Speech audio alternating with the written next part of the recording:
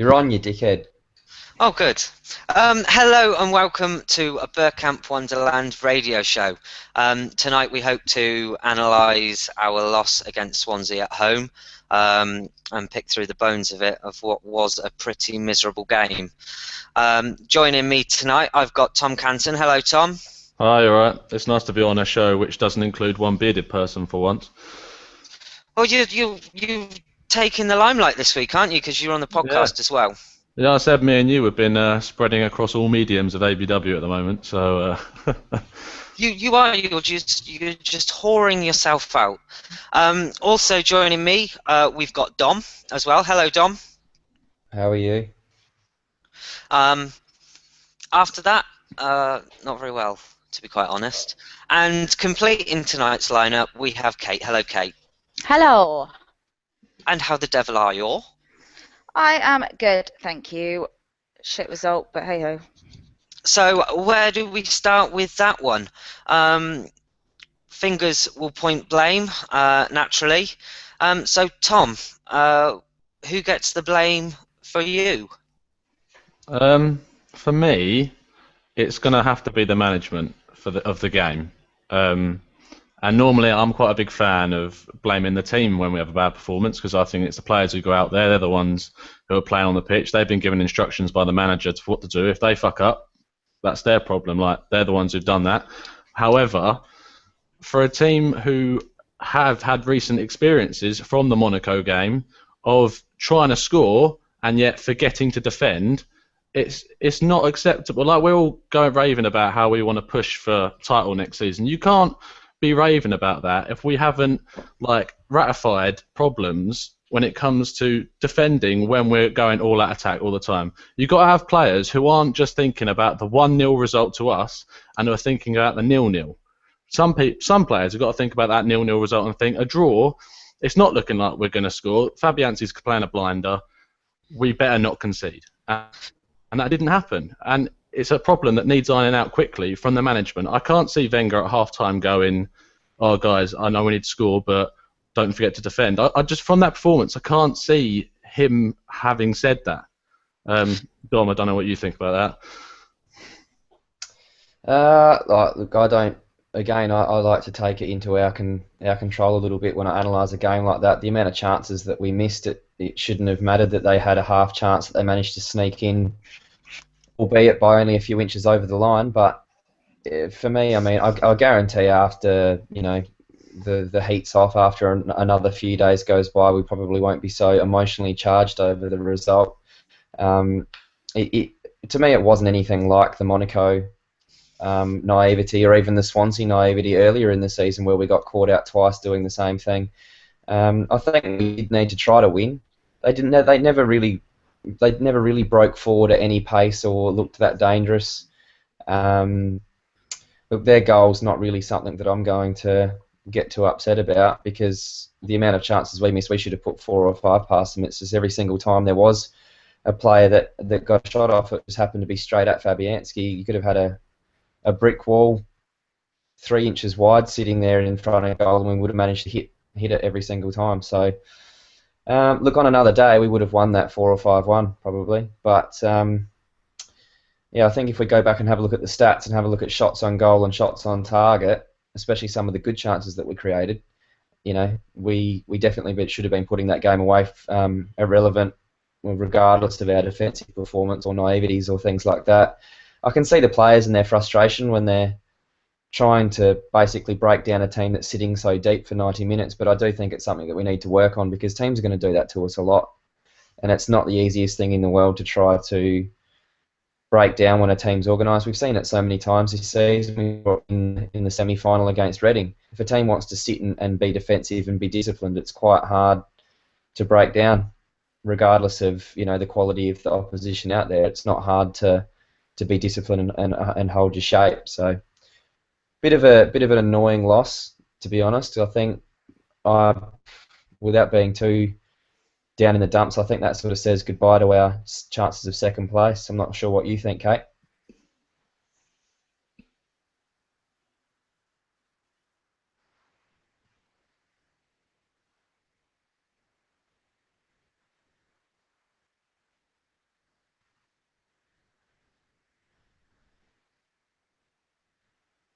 No, Oh, I both think of we've them got are gone. Looks like it's just It's you and me, Tom. just you and me. Just you and me to carry the show. Like usual, I'm going to have to put everybody on my shoulders and carry this shit.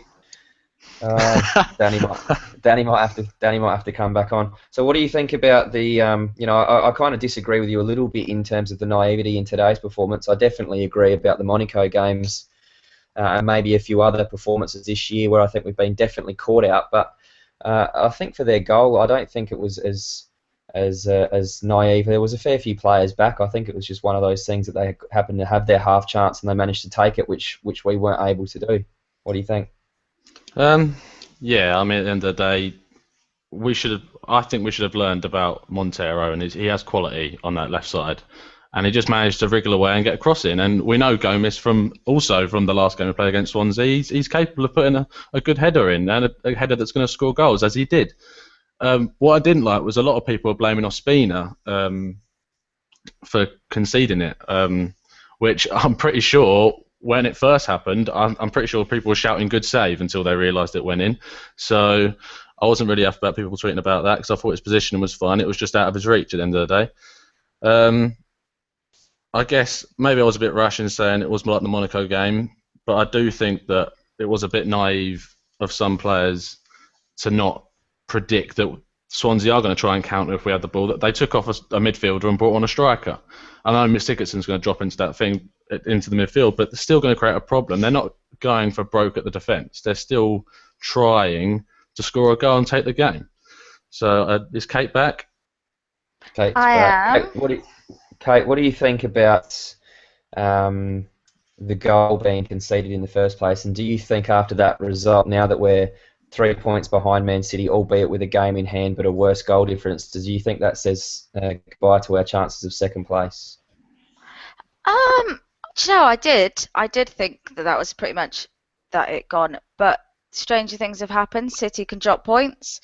We can win all our last matches, even if we have got Man United at the weekend. But you've got to keep positive because otherwise, what's the point in even supporting the team if you're just going to be pessimistic all the time? But I think we can still get second. Just have to play better than we did tonight. And the goal, No, I think that was just cutting in on me, Gimli. Sorry. Sorry. No, I apologise for my technical issues. I was actually going to say, I don't know if you mentioned it while I was just out of the conversation, but for me tonight we showed the errors that we were making in the early stages of the season. Mertesacker was sitting far too far up the pitch. We were so wasteful in front of goal. Aaron Ramsey seemed to be trying so hard that, nothing was coming off. You could tell that he was really trying to make the difference, and nothing was coming off. And the more frustrated he was getting, it's just like the glaring errors of old. I mean, Dom, did you see Arsenal from the start of the season in that display tonight?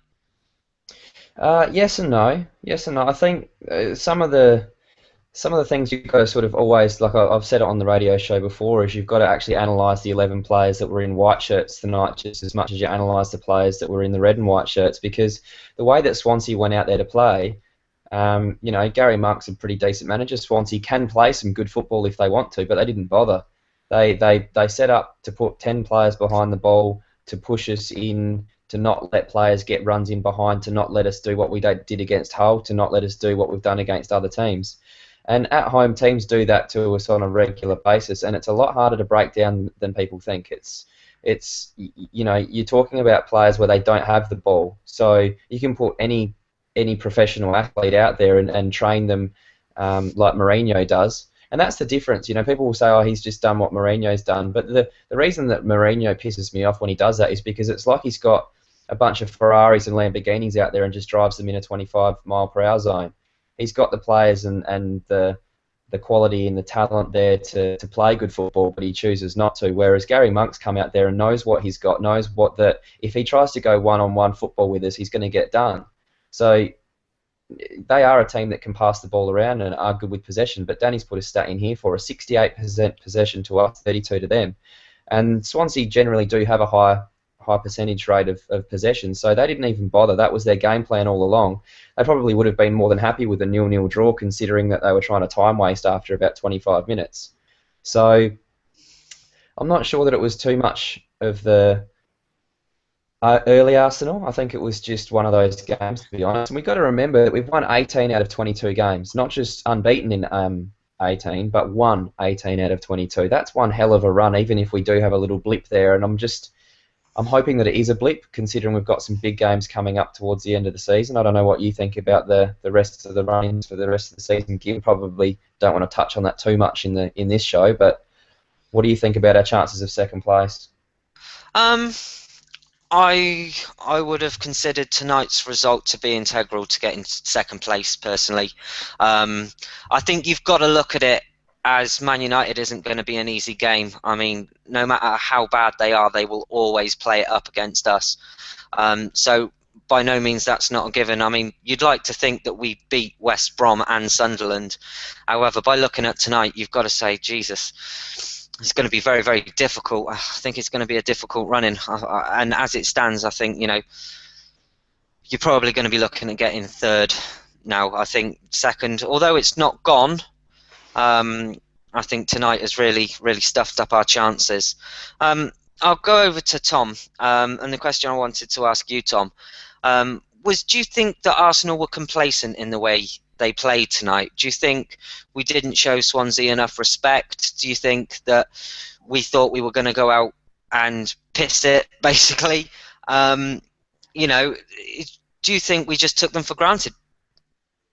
No, I think we did we gave them respect, because we weren't playing half-heartedly, and we were going all out to win the game. It wasn't like we were just expecting to win. I didn't think it was going to be easy ride. I predicted a 2-0 win. I don't think anyone thought we were going to lose. I didn't think that was in anyone's minds. I think it was a case of either how many we were going to score.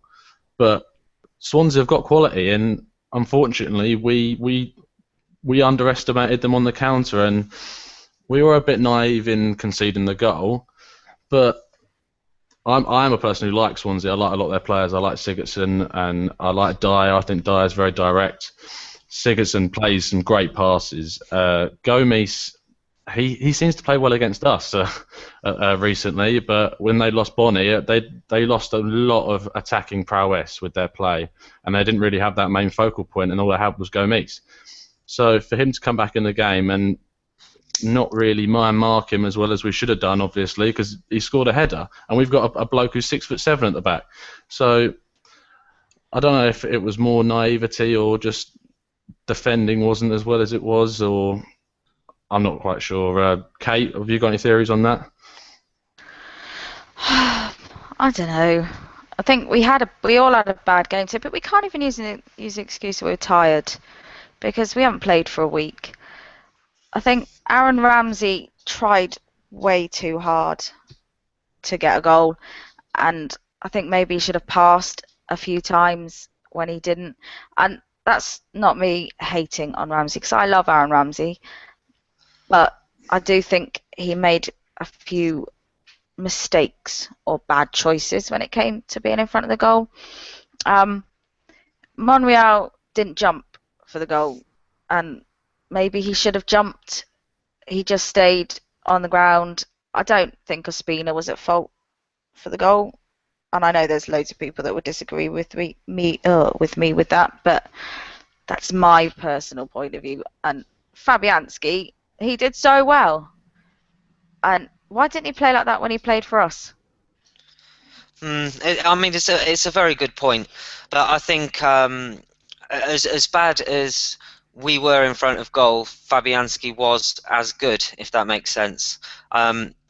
Personally, from my point of view, Sanchez had that cracking opportunity, and any other day of the week, and he puts that in without a shadow of a doubt. I think we were very, very unlucky. I think going into half time, the game had no pace. We were just happy to keep ball and tippy-tappy pass around, and there wasn't really a level of urgency in our play. And we did get punished. And I think, to answer my own question, I do think we were complacent. So where do we go from here then? And we'll chuck it over to the chat box then. Is there anything you want to talk about with tonight's game. Is there anything you guys want to talk about just in general? Let's have it, and we'll see if we can discuss it in here now. Is there anything that any of you boys wanted to add or touch on with tonight that you don't think that we've mentioned yet? Yeah, I wouldn't mind having a quick little discussion about the substitutions that we brought on, and I'm sure that there's a few people that maybe were a bit confused or didn't agree with some of the tactical changes as far as Walcott coming on for Giroud. Especially when they were sitting so deep, there wasn't really a whole lot of room for Walcott to run into in behind. I thought perhaps Giroud would have been a better option to stay on to help knock the balls down. I noticed that when Walcott did come on, that we started crossing the ball in and getting some width. Tom, what do you think about the change up front? It was a bit baffling because we needed a goal and you're taking off your main striker, who's your top scorer, other than Sanchez, sorry, it was funny because we took him off and then we seemed to put more high crosses into the box. And what was annoying me about the fact about Walcott is that he wasn't reading the game as well. A lot of crosses that we were bringing that weren't high were coming into their near post, and we must have hit about 4 or 5 of them into the near post. And he kept on dragging back towards the penalty spot as if one's going to be dragged back, but all of them. Bellerin's, where he did get a foot on it, and Wilshire's, I think it was, on the left-hand side, went straight to Fabianski, and no one thought to cut in, because all these crosses are going to the same area, and no one's reading the game, and no one's coming in. With the other substitution was Wilshere coming on, which I was in favour of bringing him on. I'm not sure about losing Koch. I think at the time I was like always going, he's actually trying to win the game, and he's making subs for the 70th minute, which is a bit out of character.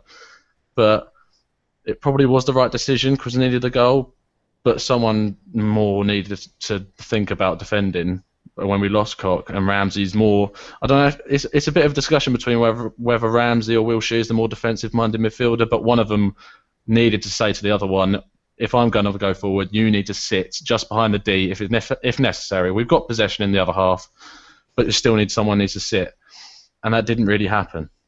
But I do think that, especially Ramsey and Wilshere, when we've seen them play together in the same team, Wilshere has a negative effect on Ramsey's game. Certainly, I think without Wilshere in the team, Ramsey is more open. He will go forward. He's more creative. And the team is more creative in general. Would anyone like to take that on and say as to why, or say which one they would prefer, or do we mix it up for games? Do we say that we'll put Jack Wilshere in the middle of the park for some games where we want to play down the middle? You know, what do we do with that one, boys and girls? Girl. I'll jump in on that then. Okay. So I'm not sure whether it's that they're detrimental to each other when they come on. I think it was a game that suited Rositz's style of play because there was a lot of short passing, and I wasn't whether we shouldn't have brought on Walcott, and we should have brought on Wilshere and Rositzky rather than Wilshere and Walcott, because the passing was going well, and there was all the intricate moves and all the link-up play, and Walcott didn't really like light a fire in the match. But in terms of Wilshere and Ramsey's miles ahead of Walcott in terms of who's going to start because he's been playing so well. I think Wilshere came on in the last game and he did really well, and he looked like he really wanted to be in the side. But I don't think you can knock Ramsey off his perch at the moment because he's playing out of his arse at the moment, to be honest. So I don't know, Dom, have you got any thoughts on that? I think long term we're going to see Ramsey and Wilshere as our two central midfielders, and we'll see Coquelin and somebody else as our two defensive midfielders, and we'll have Ozil and potentially Cazorla and someone else as our two number 10s. I really don't see longevity in Cazorla as a box-to-box midfielder, just because the engine that it takes to play that position in a Premier League is something that he doesn't have. He's a small technical player. He's not blessed with great pace. He's got fantastic skills and can play a massive different range of passes from that position, but we're going to see Ramsey and Wilshere. They're both 23 years old. They're young. They are both extremely talented, and that's where I see them both sort of sharing the role long term. At the moment, I think it's like you said. It's to me, it's not necessarily Ramsey making himself undroppable. I just think that it's Walcott and Welbeck not stamping their mark for that position enough for the manager to be picking them over Ramsey. I think it says more about Walcott and Welbeck on that right-hand side than it does about Ramsey's performances. He's been good, but people will say, oh, he's not playing right wing, he drops into midfield anyway. But there's going to be times where we need that person to be a naturally wide forward to give us some width. Look at how Swansea set up to defend tonight. There's about 6 to 7 Swansea players right smack bang in the middle of their goal. And if you have some width, you can get in behind. I know that our best chance against Chelsea was when Monreal finally got in behind and crossed one across Ozil and Welbeck both happened to miss it. But it was the first time that we got in behind them with a little bit of width. Because for the first 85 minutes of that game, we were intent on trying to play through the middle and exactly what we did tonight. Ozil was fantastic, and he was trying to make things happen all game, and some of the passes that he made really did open them up. But still, so much of our possession, we sort of passed it out wide, but we didn't actually get down the byline and cross things in behind all that well. If he was going to bring Walcott on, I potentially would have brought him on that right-hand side over someone like Jack, and maybe brought Jack on for Santi, just to create something a little bit different and give him something to think about, because Walcott gives you that natural width. And him and Giroud have linked up for lots and lots of goals when they've both been fit and in form. So, that's just a small little thing. We can talk about how we took off Coquelin and we brought on Walcott, and was it the right decision? But at the end of the day, we were still creating chances right till the end of that game. We just weren't able to put them away. I think that was the big difference. If you look against Hull, Sanchez scores a free kick off the top of someone's head. Ramsey hits one and it lobs up and loops into the top corner. There's a little bit of luck involved, and we just didn't seem to have that with us tonight. The first half, we didn't really create any chances, and that was a team that had been, winning comfortably against teams in the last 4 or 5 weeks. So there's no reason to think that the team selection was wrong or that anybody was playing out of position. I think it was just one of those games where Swansea came with a very specific game plan and they executed it very well. Sorry, Dom, I was going to say, and I will pass it over to Kate, because Kate, my darling, you have been very, very quiet. But I do think a lot of today's game was that Swansea set up very well. They went there with a game plan. They knew that they'd spend the majority of the game on the back foot. They knew that chances would be very few and far between, because whenever teams visit, they always get chances against us. That's just simple as. But Kate, how did you feel, or what did you feel we did wrong tonight? Where do you think it was just that little bit of lack of luck, or do you think that they weren't up for it? Do you blame the players? Do you blame the substitutions? Do you blame the manager, the mentality of the team? What's your take on this? I don't think you can necessarily blame one of those specifically. I think it's a bit of a combination of everything. Maybe a bit of complacency went out. We didn't finish chances when we had them. And let's be fair, how many times this season have we said that about Arsenal, though, not finishing chances when they've got them? And that's what killed it for us. In the end, they were just a better team than us, I guess. They took their chance when they had it. And that's why we lost. And I guess, I don't know, there's not really much more you could say, is there? We played really well in the first half.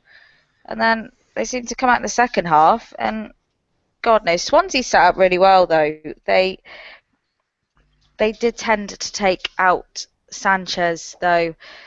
And I don't know, maybe that's because they knew that he was probably one of our most dangerous players out there tonight.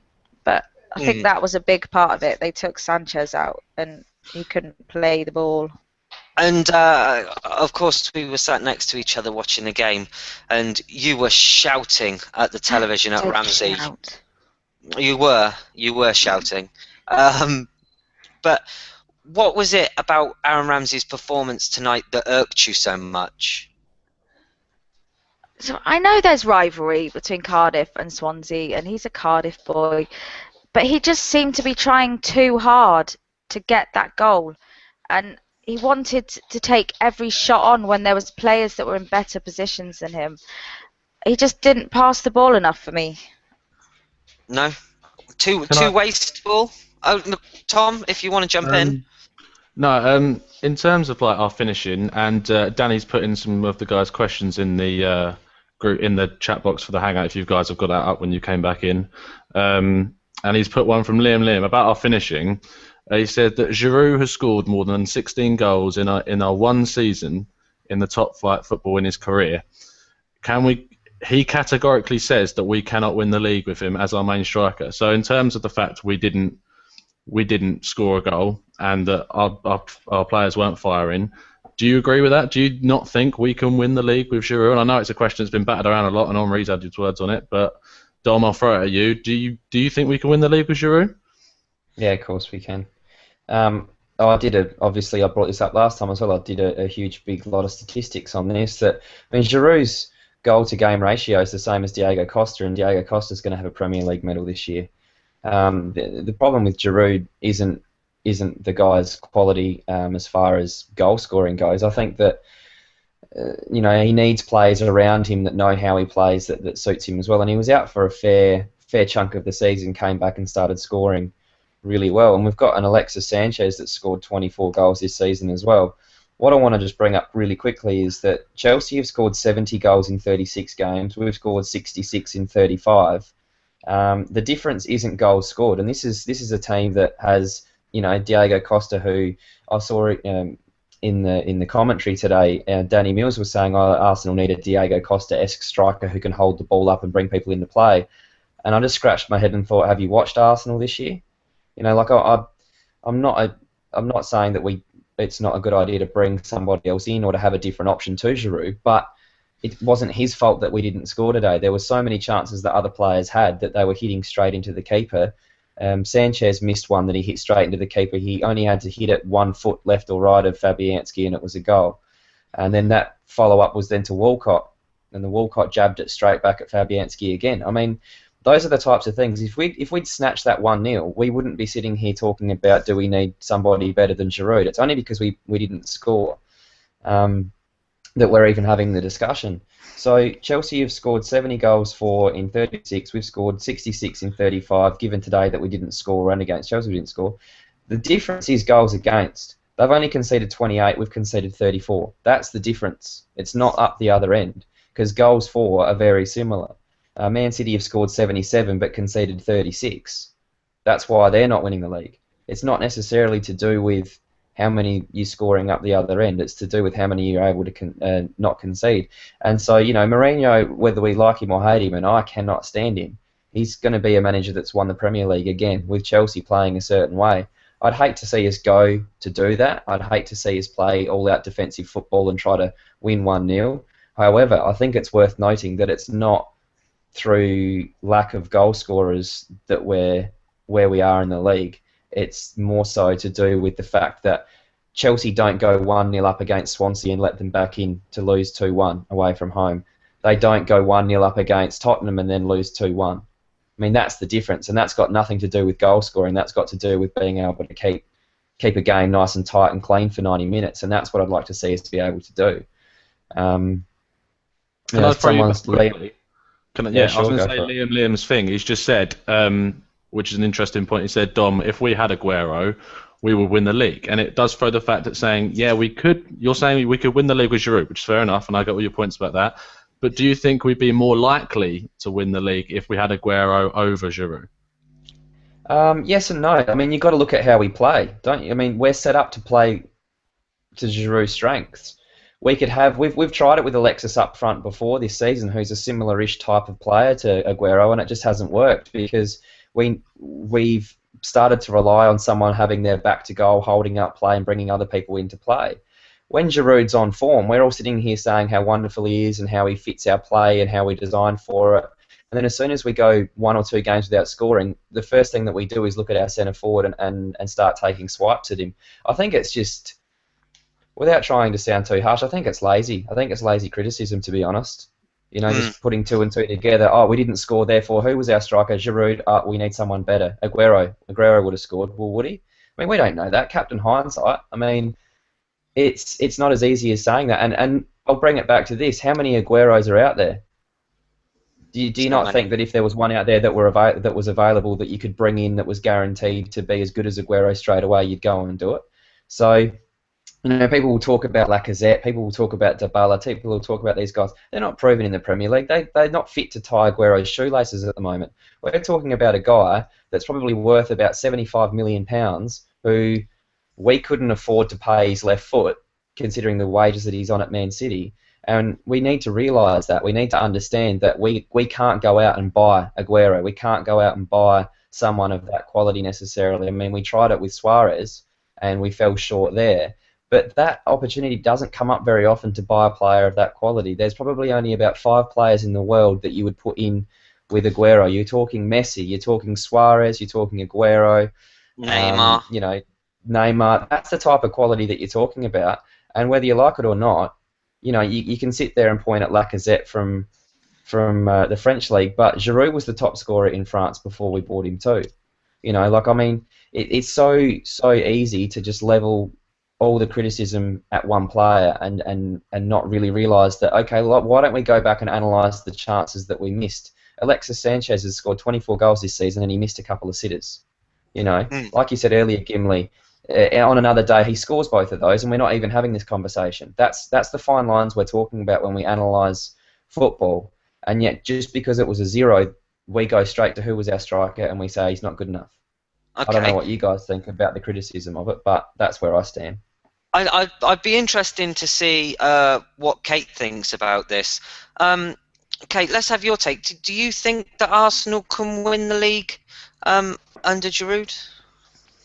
With Giroud, yes, I think we can, because you get the players around him that give him the passes, give him the balls, he makes the run in. Yes, I believe we can. I read Dom's stats on the 30 goals a season player, and I have to agree with him. I don't think it's necessary to have that. As long as you have the rest of the players that score the goals as well, try conceding less, and then maybe you won't need to score quite so many. I also think that with Giroud, it's not just the assists and the goals that you get with him, but I've lost count of how many times this season he's been back defending corners and he's got his head on it, and then we've gone on to counter. Granted, he might not have the pace. I mean, certainly I think since his first season, his turn of pace has improved. Now, whether that's down to the way he's been training or just him genuinely being fitter, I don't know. I couldn't tell you. But for me, Giroud is more of an all-rounder. It's as much as what he does off the ball as what he does on the ball is important to how, like Dom said, we play our football. But I will switch this then. And we've talked about up front and not scoring goals, but of course we've lost tonight because we've conceded one, albeit a sloppy one. So it wasn't Mertesacker's fault. Monreal could have jumped. Defensive error. However, we've got a defender in Gabriel that is going to come in for £15 million, wasn't it? I think he signed for. You're not going to spend £15 million on a player for them to be constantly on the bench. What do we think we're going to do next season with him? Do you think he's eventually going to replace Mertesacker? Do you think that Gabriel and Koscielny can complement each other well? I mean, personally, I've always thought the combination of Koscielny and Mertesacker works very well, because whereas Mertesacker doesn't have the pace, he can sit back and cover the defence, whereas Koscielny can go forward. And for me, they have a nice balance as a partnership, and I think that's what's made them as successful as they have been. But is it now time to try Gabriel, Tom? I think it is. It's obviously something that needs to be addressed with the defence. It can't be said that Per and Kos haven't been playing well together, because they have been, and we've gone on this 10-game unbeaten run beforehand, and should it be coming into question when we've been on a 10-game unbeaten run? Probably not. But when we do lose, then yeah, you're fair enough to ask the question. And Gabriel certainly does have the quality to play for Arsenal as a centre back. Whether he needs to develop a little bit more and be eased into the squad is another question. But there is no doubt whether he has the quality to play. I'm just looking at how actually tall he is. He's 6 foot tall. So you do lose a lot of height if you take out Mertesacker, which could be an issue. But at the same time, he might be better defensively when we've been hit on the break like we have today, and we're trying to catch up, because the last person you want to be the last man in defence catching up with someone's Per Mertesacker. Kate, do you think that Gabriel's good enough to play there and should do in the future over Mertesacker or Koscielny, in your opinion?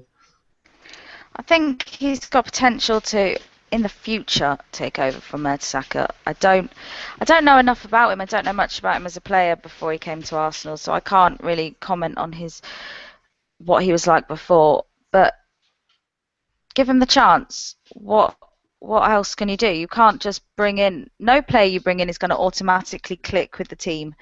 So give the kid a chance. He's still young, and Mertesacker's getting quite slow now. So maybe give him the chance in the smaller cups or against the lesser teams. Maybe that sounds really harsh. I don't mean it to sound harsh.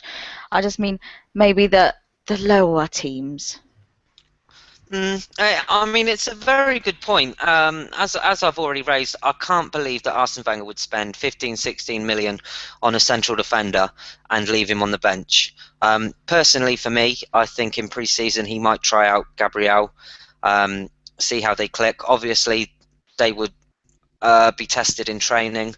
Arsene Wenger would have a reasonably good idea about if they can play together, and I would presume that if he has gone for Gabriel, he would have bought him under the pretense that they would play together and complement each other. So Arsene Wenger's obviously seen something there.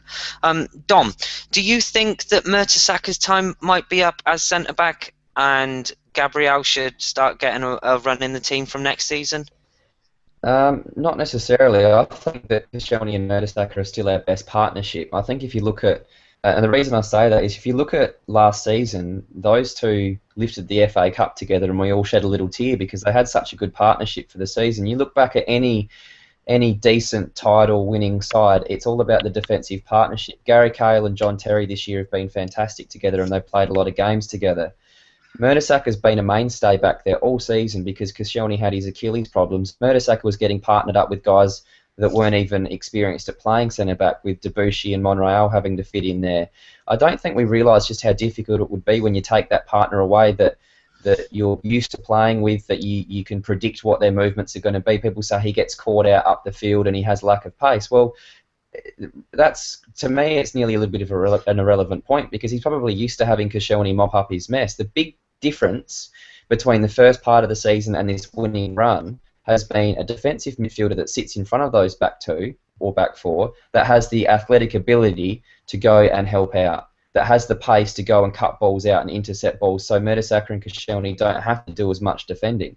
If you look at our goals conceded for the second part of the season, it's no coincidence that they're a lot less since Coquelin's come into the side, and yet we've got the same defensive partnership back there with Mertesacker and Koscielny.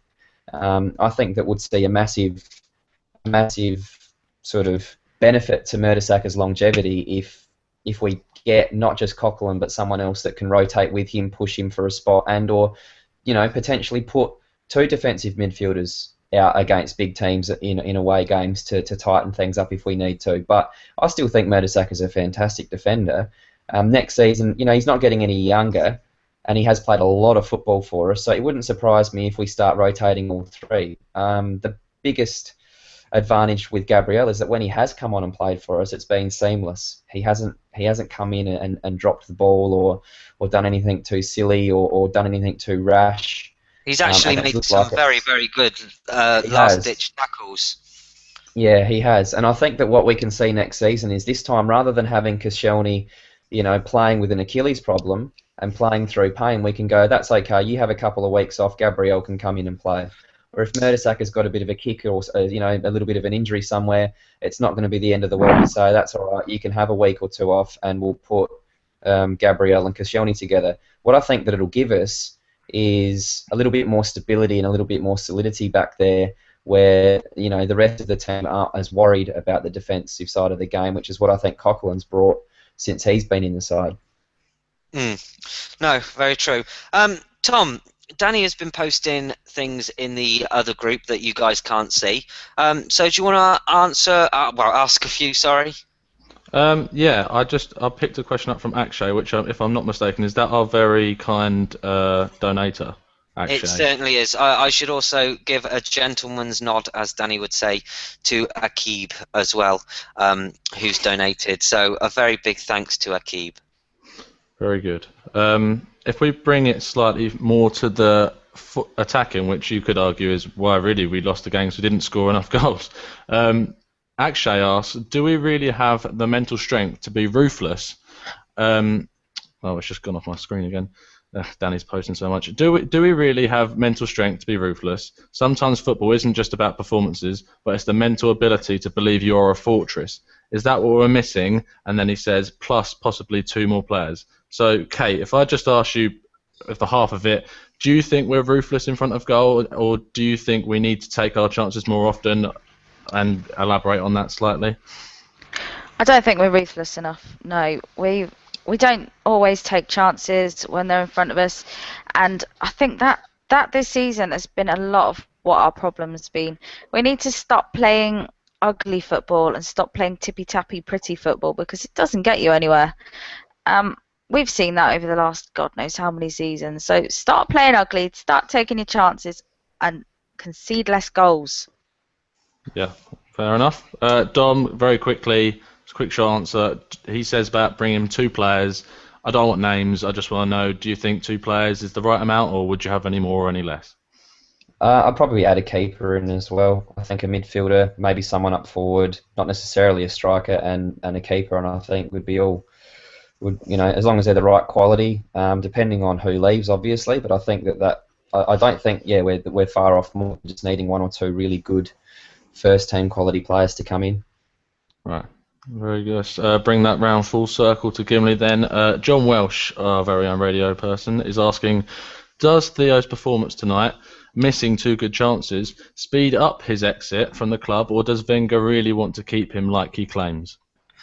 For me, I think with the Walcott contract situation, I don't think he's progressed enough. I don't think he's done enough to warrant a pay rise again.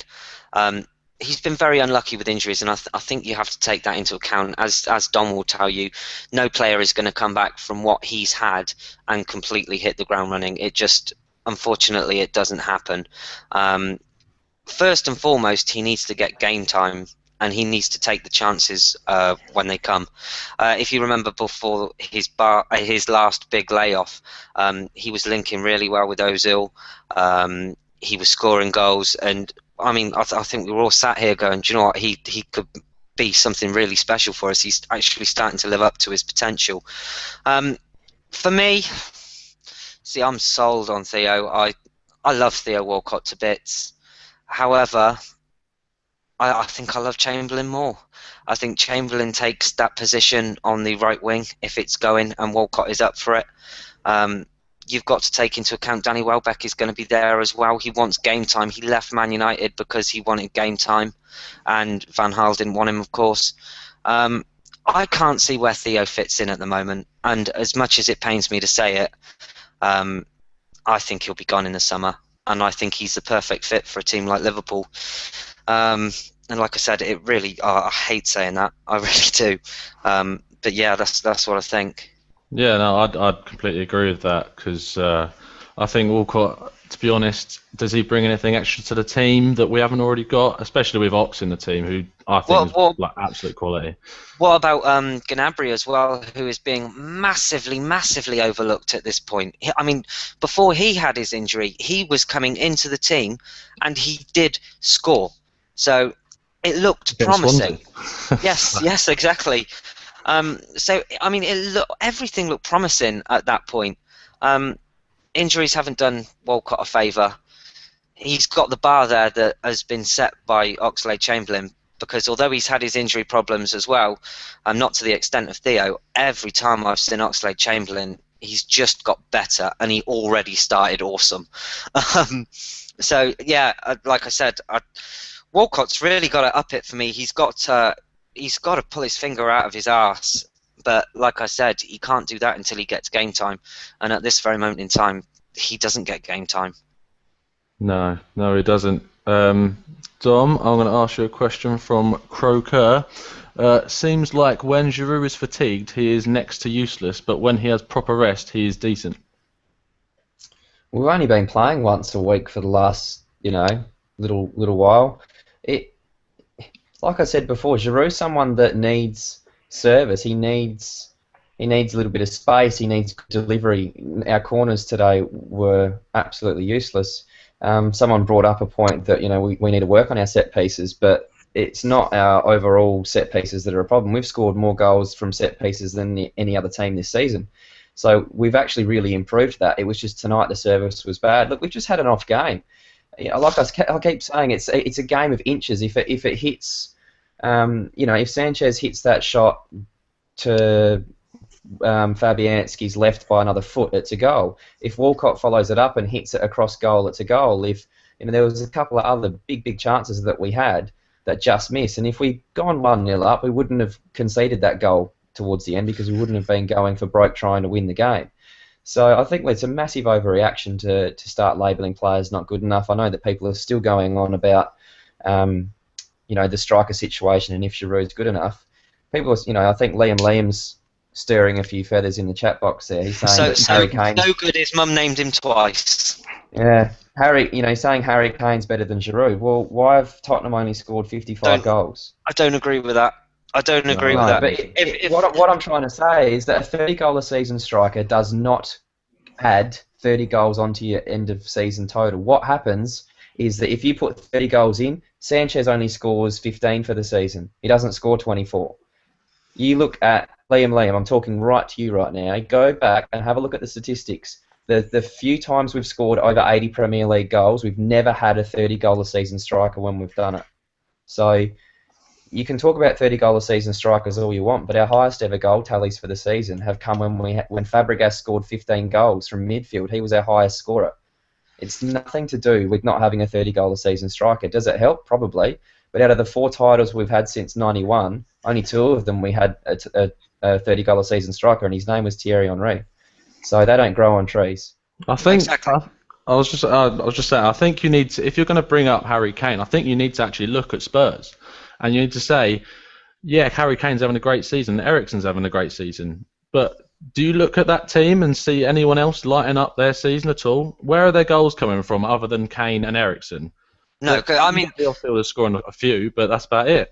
I mean, you look at their team, right, and what have they spent? They've spunked £100 million up the wall, and essentially all that they've got out of it is Christian Eriksen, because that is the only player that I'd have at Arsenal from their team. Lamela was all right at Roma, but he's gone to Tottenham. Shit. Soldado. Oh, wow, where'd you even start with that cunt? Sorry. Oh Jesus, I swore. My bad. Who else? Chadley. Chadley, he's awful. Ben Celeb, awful. Capoue, they ruined Capue's career. Paulinho. Paulinho as well. He's going. So, I think there's a very visible gap between the teams. And Kate actually has a very good name for the Harry Kane, don't you, Kate? Go on, you can say it because I've just said it. Do I? What do you call him? Harry Cunt. Yes. You sound like a little girl in a school crowd swearing. I know. Then. God. I don't swear very much, but it's terrible. He's a bad influence on me. Lowering the tone from 45 minutes ago. Okay, Reverend Raj is onto the swearing too, so cut it out. Reverend's here, and you're all Hi, going, Reverend Raj. sinners. Confess your sins. Let's go back to this striker situation just for a second. Liam, I'll ask you a question for the chat box. if we were to get another wide forward that produced more goals on the right-hand side, keeping in mind that Oxlade-Chamberlain scored 14 goals in 114 games for Arsenal and played majority out on the right-hand side, Walcott isn't getting a sniff in the side, and Welbeck hasn't scored from out there. We've got Alexis on one side who scored 24 goals. Giroud, whether you like it or not, has a very good goal-to-minutes ratio. Would it not be fair to say that if we had someone on the right-hand side, not necessarily a Giroud replacement, that we would be able to win the league if we had a Thomas Muller or I'm not sure who, but a person that's a little bit more prolific on that right-hand side to take pressure off of that central striker needing to score all the time. So, I just think that it's very lazy to sit there and just go, well, Giroud's not good enough because he's our striker and we didn't score. Look at all the statistics and all the things and see that it's not necessarily just down to him to score goals because he's a striker. And when he has been playing and he's been not injured, he has scored quite well. If you think about it as well, like they're saying that this age of football is like some people call it the golden age, but the quality isn't that great when you look around. When we're looking around saying we need a 30-season goal striker, who are you even going to have? You have Lacazette, who's not going to leave, who we've said many times now in the chat, he's not going to leave Lyon, he's staying there for another season. Benzema's one of the ones who I would take. I would take Benzema. I think he's class. But as from your stats says, if you put more goals up front, you're taking them away from other areas of the pitch. And I think that wide right, even though I love Ox, but as you just said, like the stats for goals to games is pretty poor. And if we had a player like Thomas Muller, very unlikely you're going to get him. Bale, another player, but unlikely to get him. Royce is probably the most likely out of those three you're going to get. I think John likes Candreva, but I think he's a bit old now. There aren't many. The Pagunas put Pedro in the chat, but I don't really rate him as much as he used to be. Draxler's probably what Akib's actually just put is my favourite option. I think he's big, he's powerful, he's strong, he has scored goals, he's really young. I think is he only 21? Am I right in saying that? 21, yes. Yeah, he's only 21 years old. Under Wenger, he could progress so much. And Schalke are going a bit tits up at the moment because they've just released Sidney Sam and Kevin Prince Boateng for playing badly, from all I can get from that. So, Gimli, if I bring you on, if you could sign, say if we sold Walcott and we take out the Deadwood and we got 10 million for like Podolski and Flamini just left and all that, and you had 30 to 35 million to spend on one player in one position, who would you spend it on as a marquee signing? As a marquee signing, it would be Lacazette, but he's not going to come. Benzema, it would be probably Karim Benzema. There's talk today come out that he's been put up for sale by Real Madrid. I don't know how true that is, but for me, Arsene Wenger needs to get in there and go, right, 30 million, let's have him. And I think Karim Benzema would be a perfect player for us. I do think there's enough money to buy a Karim Benzema and Morgan Schneiderlin. I think you look at the team across the board. I think Ospina's come in and done a fantastic job this season. I can't knock him. Not many times I can say he's made errors this season. You look at the fullbacks, and I think Monreal has made that spot his own. As I've said on the podcast, the first half of the season he was our unsung hero. I think Bellerin has come in. He's done a superb job as well. The centre-backs have formed a formidable partnership, and Gabriel will, like has been said on the chat box by a few, slowly push Mertesacker out over the course of next season, I would imagine. When it comes to the midfield, we're just spoilt for choice. So I think we've got everything pretty much covered there. I don't think I'd pretty much add anyone, and as striking terms go, I do think we need a more prolific striker. Giroud is fantastic. What Giroud does for the team is superb. As I've already said, I'm a big fan of what he does. However, I think sometimes you need someone that you know is going to put the ball in the back of the net 9 times out of 10, because at the moment Sanchez is the only one that I could say could do that, but he's not going to play up front on his own. Yeah. So, like I said, for me, that team is missing Schneiderlin and Benzema, and it's well within our budget. The only thing I'd say about Benzema is I think if we brought in Benzema, I think we need to buy 2 strikers. because I think if we bring in Benzema, I think Giroud could go, because he's not going to want to fight Benzema for his Arsenal position and his France international position at the same time. But is there And no way that they could play together? I mean, I can't see Wenger putting two up top. But we've got a fairly dynamic and I'm trying to think what the word is, but we've got players that interchangeable. You can play across the midfield. We could probably think of about 5 or 6 different combinations you could play when all the players are fit. So I don't see any reason why Benzema and Giroud. Maybe if you had Benzema as the main striker and played Giroud just behind, I think that could work. It could work. As in a 4-3-1-1. Yeah, no, that's a good suggestion. It is Giroud's ideal position. For me, I think Giroud works best when he plays behind the striker and you've got someone like Theo Walcott with a bit of pace running through. Benzema is a goal scorer.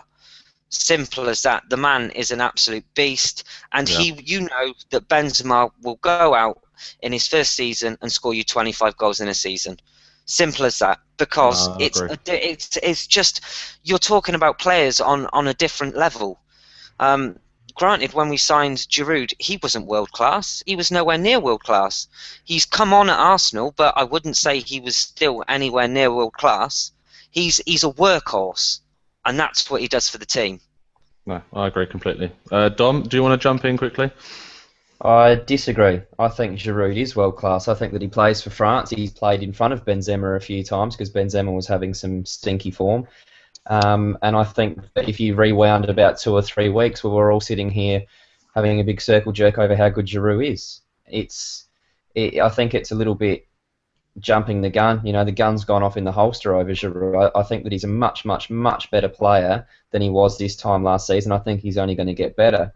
If you look across the front three, you have Sanchez, who scored 24 goals. You've got Giroud, who scored 14 goals and 3 assists in 23 games this season. He hasn't got a bad return. Go to the right-hand side.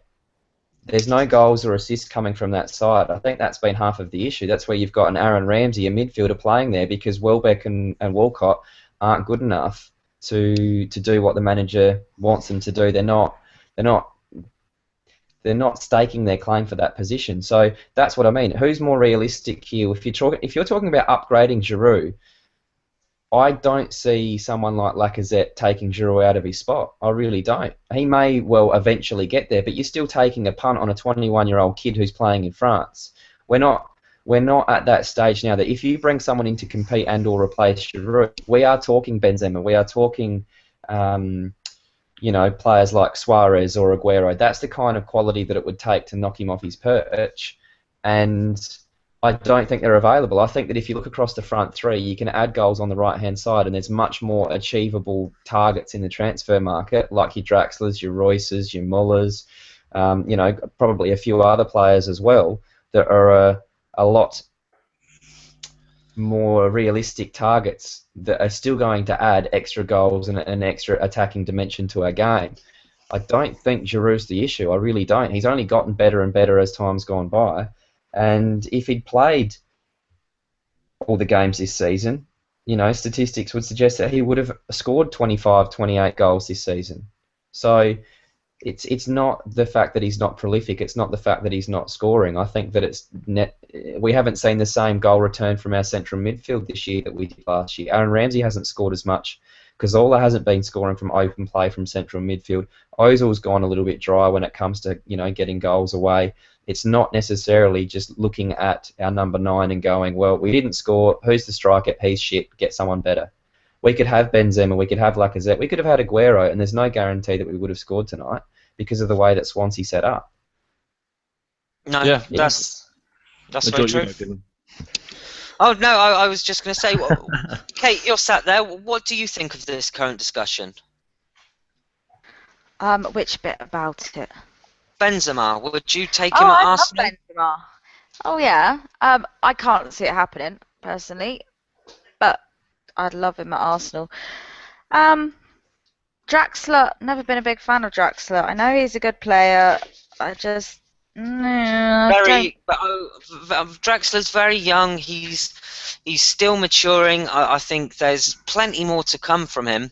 However, if we sign Draxler, it's going to be a case of you're not going to play him on the wing. They'll stick him up front, like they did with Robin van Persie, like they did with Thierry Henry. I mean, look how those two worked out. But I don't think Draxler's the right man for us. I really don't.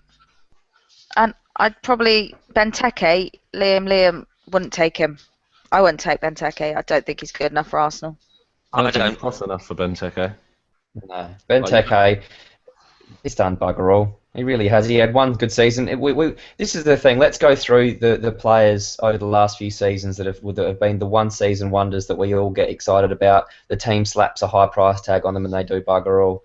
Benteke was the first one. Michu was another one. There was someone else at Tottenham that scored a few, was going to be the next Messiah. I don't even remember who it was. If you remember as well, going back in the day, Amir Zaki at Wigan, and he came in and he scored an absolute shitload of goals. Where is he now? Berahino at West Brom. I mean, the list goes on of players that go on a bit of a hot run of form. They score a few goals, they become the next big thing, and then they don't manage to continue on. Like I said, we're sitting third in the Premier League. If you're bringing in players, you're not bringing in Aston Villa's striker that's played 12 months of good football. We need to be going out and looking at players around the world that are of the quality of Sanchez and Ozil. If you're going to be bringing in a player for your first team spot, if you're kicking out Giroud, he's had a hand in 17 goals in 23 games.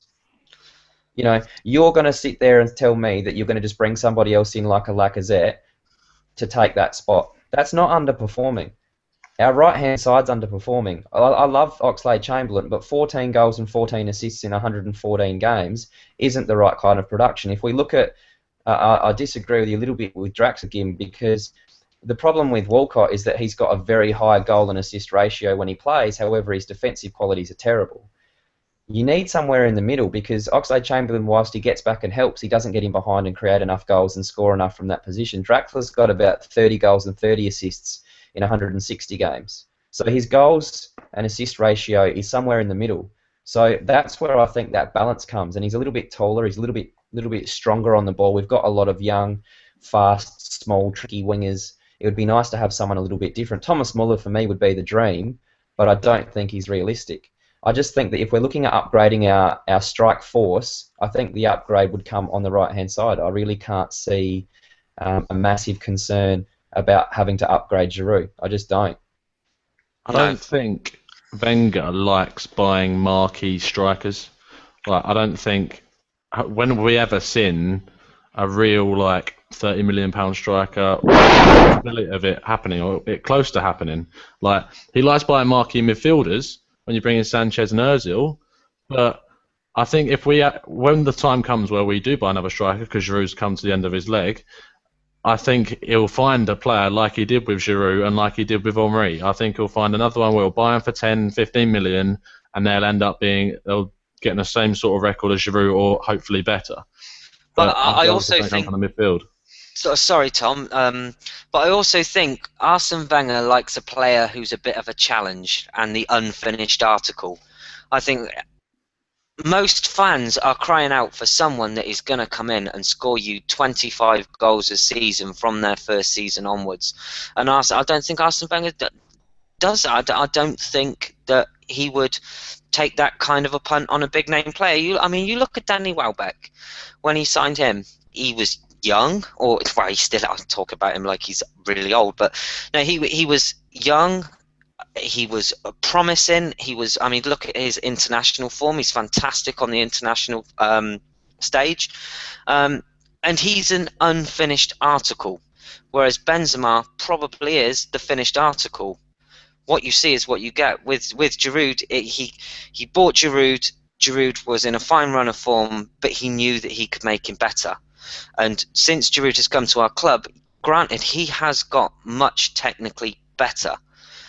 But I think that's, like I said, just to reiterate my point, I think he likes someone that he can mould into what he wants, not something that's pre-packaged and ready to go. Yeah, no, I completely agree with that. If we can get some more questions coming on the chat, that'd be great. I I think we've got another one come up on here. Just while you do that, Tom, I just want to bring something up that Gim said. You're spot on, Gim. He's not going to take a punt on spending 25, 30 million pounds on Lacazette. If he spends 25 to 30 million pounds on a player, he's going to want the finished article. He said so himself. Alexis Sanchez cost us 32 million pounds. You know, you're talking similar money now for getting someone like a Lacazette or a Dybala because they're the buzz players at the moment. But if you're out on the transfer market and you're as shrewd as Arsene Wenger, you can pick up finished articles for around that 30, 35 million pound mark. But who's out there and that's available? We're not going to take a punt on a young kid when we've got talent at the club like a Chuba Akpom sitting on the bench, who, if he was in a different league, maybe going out and scoring goal after goal, who knows? You know, you've got these players at the club already that he's not going to need to take a punt on a young kid. If he goes out to buy and he spends big money on a striker, it's going to have to be one of the top players out there. And it's not easy to find players that are of a higher quality of Giroud. People keep talking about Benteke, Harry Kane, They're not better. They're not. Otherwise, they'd be playing for bigger clubs. Why hasn't Benteke been picked up? If he's so good, why hasn't a Manchester United picked him up instead of him going after Falcao? You know, that even a Stevan Jovetic, he's not better than Giroud. There's no guarantee there. You're talking about someone that guarantees you 25 goals a season. Name me some that are available. But Dom, with that, and this is probably going to send shockwaves through the group, through the chat box. But I honestly think if you put Harry Kane in our team, he'd struggle to get 15 goals a season, for the simple fact that Harry Kane plays as the main striker in a team that heavily relies on him. Whereas Arsenal, I mean, isn't there some ridiculous stat that we've had 32 different players score this season or something silly like that? Our goals come from across the field. When Arsenal have been at their best, you look, Pires and Lundberg on the wings, they were scoring 15, 20 goals a season. The goals were coming from all over the park. So necessarily, we wouldn't rely on Harry Kane like Tottenham does. So I don't think that Harry Kane would come in and be as prolific for us. That's why, therefore, and I'm going to say it again, and this is what's going to shock you, I don't rate Harry Kane. I really don't. I think Harry Kane in a mid-table side fucking bags you 15, 20 goals a season. But I think if you put him in a Real Madrid team, he looks very average and gets shown up for what he is. I think so too. I think that's about his level. It's the same for me with Eriksen. I think he's a great player, but I think Tottenham's about his level. If he was, I can't see a bigger club coming in for him, and it's the same thing with Harry Kane. Just quickly with Liam, you're saying that you want someone better than. It's not. You've gone back on your word, mate. You were saying before that we can't win the league with Giroud. Now you're saying that we need a better player than Welbeck and that Giroud is good enough. So I'm a little bit confused at what you're alluding to be honest. But I probably would agree that we need better than Welbeck. I agree with you there. I'll tip my hat to you on that one. Welbeck is an unfinished article, Dom. That's the thing. It's his first season, and you can't judge him on his first season. However, next season is when the eyes are going to be on him. Oh, absolutely, I agree. And so, do we go out and buy? Do we do a Man City and Chelsea and just go out and replace Welbeck, or do we give him a chance to settle in and see if he can develop? Because he is of an age where he's only going to get better. That's the question you need to ask. So, do we want a player that's better than Welbeck? Well, exactly. Do we want a player that's better than Welbeck, or do we want an improved Welbeck? That's the question. So it's a tough one. I mean, look, I just keep going back to the fact that we need to be able to have defensive midfielders that can chop balls out, that can hold a 1-0 lead, that can scrap out victories, because here's some points that we've dropped. Man City, we conceded from a set piece last minute and we drew 2-2. Liverpool, we conceded last minute, we drew 2-2. Swansea, we're up 1-0 against, lost 2-1. Tottenham were up 1-0 against, lost 2-1. That's not the striker's fault. Yeah. No, I agree completely. I think you're right, Tom. You can talk about the it's the not striker Danny Welbeck's fault. there. Sorry, can you hear me? Yeah. I think you can talk about the strikers to death to the point where you're saying you're coming up with names and whatever, but as Dom's pointed out, the problem comes further backfield. Your defence does start with the strikers, but further back field is where you're going to be most effective. And Kev B put it earlier in the chat saying to talk about Kondogbia. Now, I don't really know too much about Kondogbia. Not good enough. It does beg the question, and I think the marquee signing of the summer is going to be a deep line midfielder, such as Schneiderlin. Don't go weak in the knees, Dom. I think that, I'm going to ask you guys, do you think we play that deep line midfielder that we could sign with Coquelin or instead of Coquelin? Kate, I'll throw that at you. With Coquelin. I think he's come on so much this season, and I think he's going to be a great prospect for the future.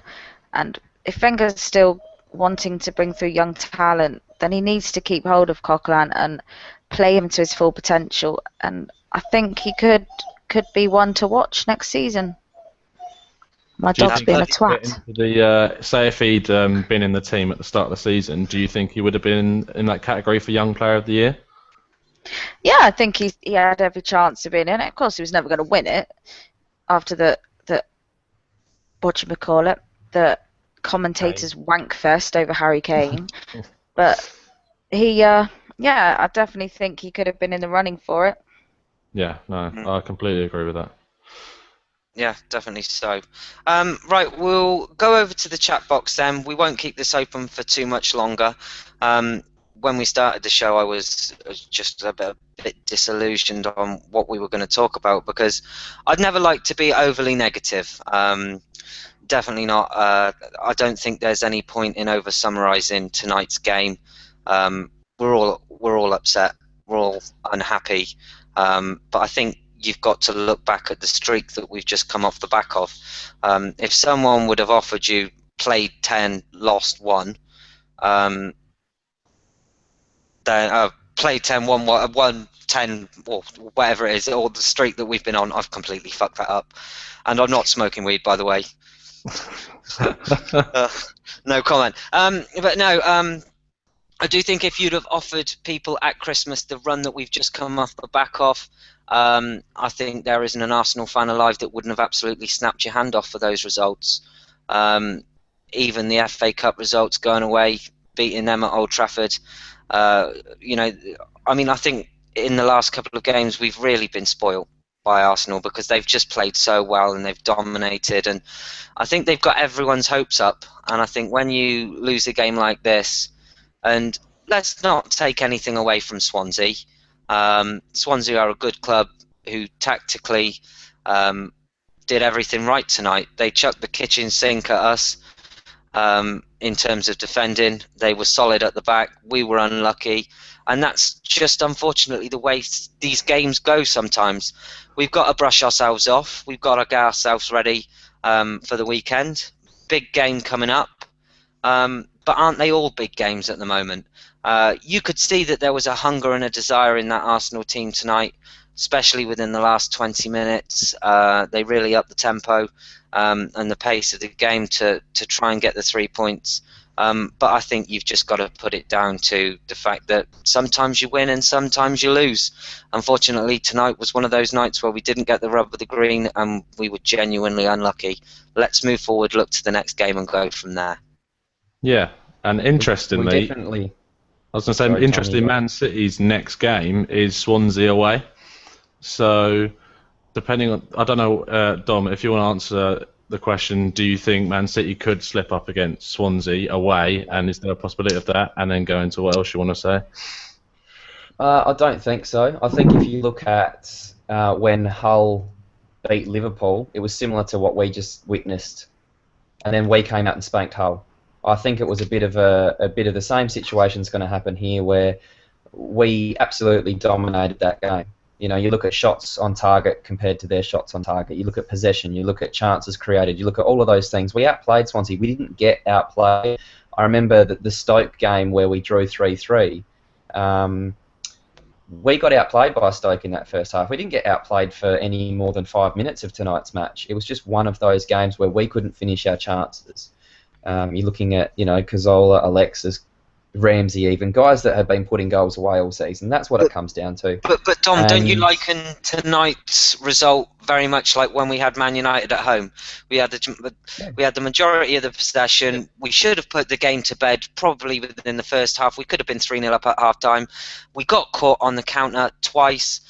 You hold your hands up and say, do you know what? We were just unlucky in front of goal that game. That's right. You know, Because at the end of the day, it's happened twice maybe this year where we've really outplayed a team and then been stung on the counter or stung 1-0 or lost 2-1. It's not like it's happening every week. If it was happening every week, then we might have a little bit more cause for concern. But at the end of the day, I'm as annoyed as anybody is that we've lost. I think that it really makes top two or finishing second, very, very difficult, because like I said, I think Man City will go to Swansea. They might not have the same issues that we had. They might be able to open them up. They've just put 6 past QPR. They're probably going to belt the crap out of them, to be honest. Swansea are a great team. They play nice football. I've got a lot of time for Swansea, and they have been a bit of a bogey side for us. They have managed to knock us off a few times, and we have struggled to get past them. So, you know, you tip your hat to the way they played. On another day, we may have won that 2 or 3-0, 2 or 3-1. You know, it's one of those games that hasn't happened all that often this season, so I don't think that I'll be overreacting too much once the dust settles. But like I said, it is one of those matches where probably a point dropped more than 2 points lost as far as the win versus the draw goes. You know, like Tom said at the very start of the show, it was one of those off days. You don't lose the game. You make sure you at least get a draw out of it and keep your second place spot alive. But losing the game now really puts it under a little bit of pressure now because it's not in our hands anymore. I was going to say, Dom, for me, I think it's how they bounce back from this as to really how upset I am about tonight's game. If they play like a bag of shit against United, then I'll be upset.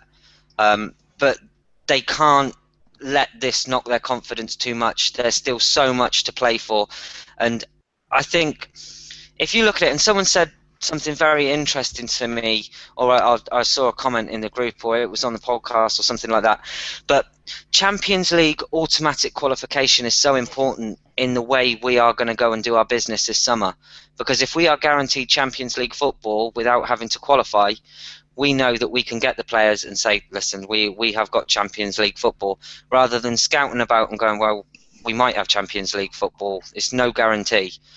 So I think a lot of where we finish and whether we make the Champions League automatically or whether we have to go through the knockout stages of it, I think that's going to impact very much on how we do our business this summer. Kate, is that something you agree with? Yes. Elaborate on that. I think Arsene Wenger will go out and buy this summer. We need to strengthen. We all know that. I wasn't actually really listening to you because I was talking to Jason Schrader in the WhatsApp group, so I didn't know what you asked. So I'm just waffling. Okay, fair enough. Sorry. Did anybody else want to take that on? I blame OJ because he was distracting me. He's being a knob. That's Danny, by the way. If you heard that little sound thing, that's Danny being a knob. And correctly timed as well. We will start to wrap this up then, ladies and gentlemen. We hope you have enjoyed the show. It's been an absolute pleasure to take the chair from Chris this evening. I have seen him in the group. I haven't signed into the chat box, but no, I have seen him in there, so a big hello to him. He does such a great job, all of you boys do, with the radio show, and it is an honour to come on here and do a bit for you. I'd like to come on and maybe not in a hosting capacity, but I'd like to come on again sometime. But yes, thank you. And Kate, is there anything else, guys, on here that you want to discuss, or just quickly that we can get 5 minutes out of before we go? Dom, do you want to go first, or anything? I'm just chopping in the chat box. You go for gold, mate.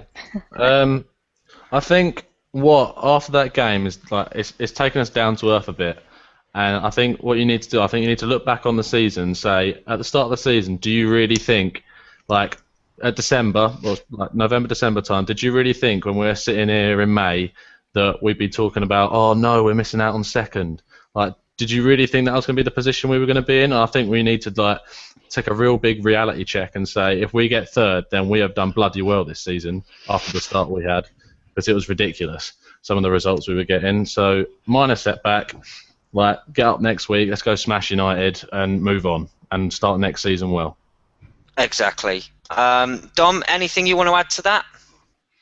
No, I agree. I think the position that we're in as far as league being out of reach isn't to do with tonight, really. It's to do with the start of the season where we didn't hit the ground running. I don't think we got our transfer stuff done well and on time, so we had a team that was coming in that wasn't used to really playing it. They hadn't gelled, and you see what happens when you have a solid back four that you can pick each week. Monreal left back, Bellerin right back, Koscielny Mertesacker with Coquelin sitting in front, and all of a sudden you have a bit of solidity to build from. I like the idea of building from the back, and I think that next season, if all goes well and we can add a little bit to the squad, I don't think we're as far off as what we think, especially after a bit of a loss. I think, obviously it's an emotional game. A logic goes out the window when emotion gets involved. Because we've just lost, we all think that we're a lot probably worse than what we actually are. But we definitely need to add a couple of really quality players to the squad just for depth, but also because other teams around us will strengthen. United will go out and spunk a heap of money. City are going to go out and spunk a heap of money. So not only do we need to go out to buy to improve, we also need to go out and buy just to keep up. But look, if we started this season with our current squad all over again with everybody else's current squad, I'd back us in. I really would. But the problem's going to be that, the problem's going to be that Chelsea and City and Man United are all going to go out and strengthen. So we need to get better, no doubt about that. We need to improve. There's certain positions in the team that that I think we could work on a little bit, and only the manager knows where he's looking at as far as those positions go, or where he sees the team needing those additions. He's been right before. Let's hope that he's right again, but let's hope that he actually goes out and gets the business done early. And that's why I think that finishing third at the minimum is really important, because it allows us to guarantee Champions League. We don't have to go through that qualifier, which is 2 extra games at the start of the season when you're travelling before you've started the season. That way we can go and do pre-season, we can start the season properly, and we wouldn't have done that for a few years now. So it would be quite nice to be in that position, I think. No, and you've also got to take into account as well, because it's Copa America year, we probably wouldn't have Alexis Sanchez playing in those games. So you've got to take that into account, that makes any tie that we would play in a qualification over 2 games harder. Kate, we'll give a final thought before we give a shout out to this week's podcast and give the lineup for the first time. It will be an exclusive reveal of this week's lineup. So Kate, over to you. And what am I giving my final thought on? Well, the game in general, as in... Oh, the game in general was shit, wasn't it? We lost. But we're going to go and win against United, so it's all good. Akshay wants me to give him a wave. I am waving, you just can't see me. I could put my camera on, but I don't know how to do it. Oh, hold on. I don't like going on camera, I might add, because I'm no Kate Moss, as I just pointed out to Raj in the WhatsApp group. You will be bloody nice to her. Otherwise, Gimli will come round and he'll bring Welsh justice with him. And nobody wants that twat on their doorstep. Love you, Jace. Hello! Oh, don't do cameras at all. Hello. There you go, Akshay, you've had your wave now. Can I turn it off? You'll be waiting 30 seconds for an answer. Yeah, you will be. Okay. But you look beautiful, my darling. You have to say then. that, you're biased. No, I don't have to say that at all. You know I am brutally honest, my love. Sometimes. The silence. Yeah, we will finish this off then. I can exclusively reveal that on this week's podcast we will have Danny producing, me hosting. We will have Gav back with us this week from for all of you that know him. I'm sure all of you do. Strutter himself at She-War. He's very much looking forward to come on. We've got Stevie Hurst from the Arsenal in My Blood podcast. Very good friend of mine. Looking forward to having him on as well. And we've also got Mr. Raj the Rev Patel on. So that's going to be a very, very good show. Like I said, if you want anything answered on that show, you've got any questions for us, tweet the podcast in the afternoon at the A.F.C. podcast, and as ever, we will endeavour to get your questions read out on the show. Unfortunately, we can't do all of them, but we do try and do as many as we can, and basically you guys create the show. It's for you, so get involved, send us a tweet, and you could be hearing your name live on this week's show. So that was a Burkamp Wonderland radio show. Thank you so much for listening, and all of you lovely, lovely people in the chat room. Good night.